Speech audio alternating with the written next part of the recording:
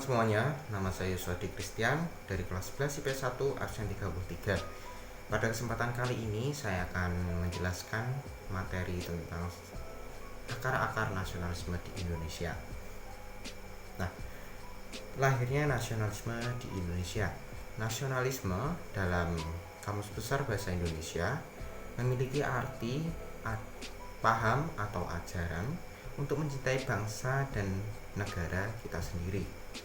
Secara etimologi, nasionalisme berasal dari kata nasional dan isme, yaitu paham kebangsaan yang mengandung makna kesadaran dan semangat cinta tanah air.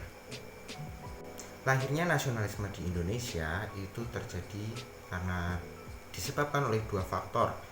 Yang pertama ada faktor internal dan yang kedua ada faktor eksternal. Yang pertama, faktor internal.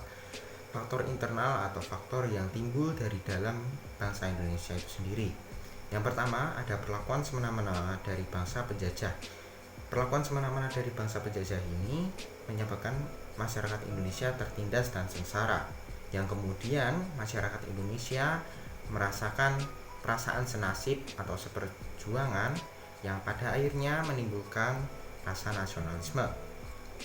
Kemudian yang kedua, adanya kenangan dari masa kejayaan pada kerajaan-kerajaan zaman dahulu, seperti Kerajaan Majapahit, Sriwijaya, serta kebesaran kerajaan-kerajaan Islam. Yang ketiga, adanya kaum terpelajar atau kaum intelektual. Kaum terpelajar atau kaum intelektual ini lahir dari pada politik balas budi Van Deventer. Politik balas budi ini terutama di bidang pendidikan, di mana golongan pribumi mampu mendapatkan pendidikan dan menghasilkan golongan-golongan terpelajar. Golongan-golongan terpelajar tersebut melihat bangsa Indonesia terjajah, akhirnya mengambil inisiatif untuk memerdekakan bangsa Indonesia melalui organisasi-organisasi politik. Kemudian selanjutnya faktor eksternal atau faktor yang datang dari luar bangsa Indonesia. Yang pertama, peristiwa Perang Dunia I. Peristiwa Perang Dunia I menyadarkan para tokoh pergerakan nasionalisme di Asia, Afrika, dan Amerika Latin. Bangsa-bangsa penjajah yang terlibat dalam Perang Dunia I kelelahan setelah melalui Perang Dunia I, yang dimana momentum tersebut digunakan oleh tokoh pergerakan nasional di berbagai dunia untuk melakukan aksinya untuk memerdekakan bangsanya. Yang kedua, munculnya dorongan untuk melawan imperialisme barat karena adanya konflik ideologi antara kapitalisme imperialisme dan sosialisme komunisme. Hal ini dipengaruhi oleh banyaknya golongan terpelajar yang belajar di negeri-negeri Eropa, yang mengenal bermacam-macam ideologi. Dari situlah mereka belajar tentang ideologi liberalisme, komunisme, dan demokrasi.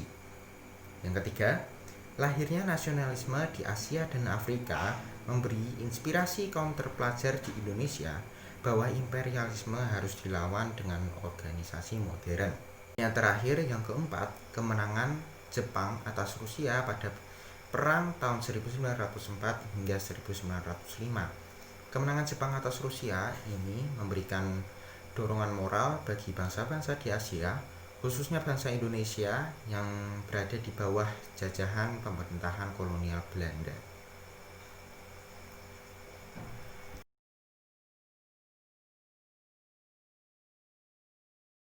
Kemudian kita beralih ke topik selanjutnya, yaitu tahapan perkembangan nasionalisme di Indonesia. Yang pertama, nasionalisme pada masa penjajahan atau nasionalisme Indonesia pada masa penjajahan.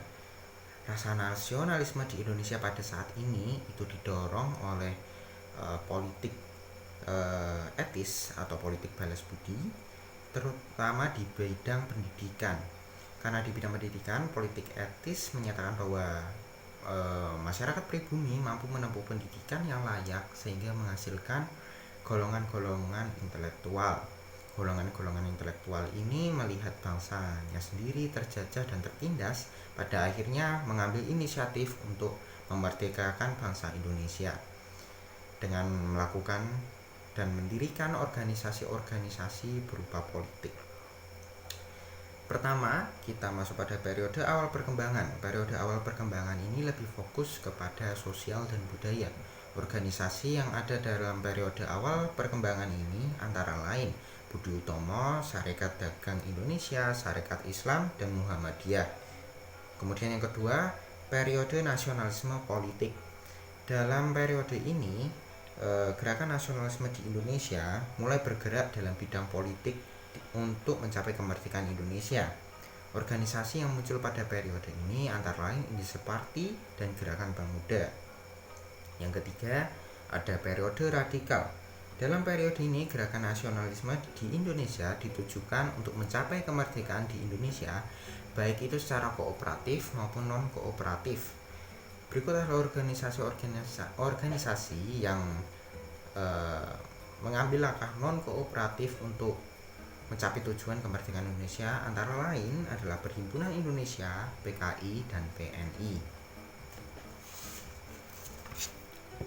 Kemudian yang keempat ada periode bertahan.